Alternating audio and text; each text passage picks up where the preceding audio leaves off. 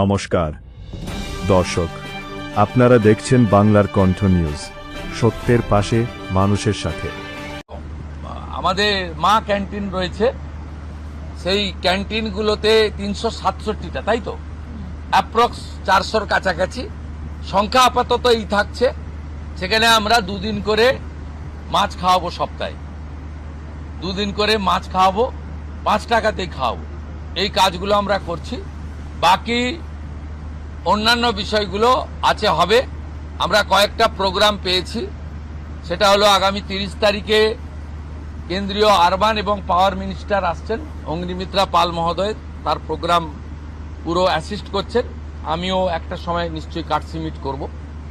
4 তারিখে shipping minister আসছেন, shipping related meeting হবে। 6 তারিখে মাননীয় রেলমন্ত্রী আসছেন।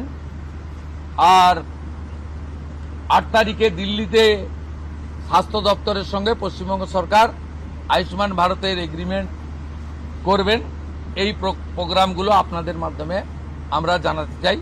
আমাদের সরকার, আপনাদের সরকার আগামী সপ্তাহ থেকে মুখ্যমন্ত্রীকে বলো বন্ধ হয়ে যাচ্ছে, তার জায়গায় আমরা নাম দিচ্ছি আপনার সরকারকে বলুন।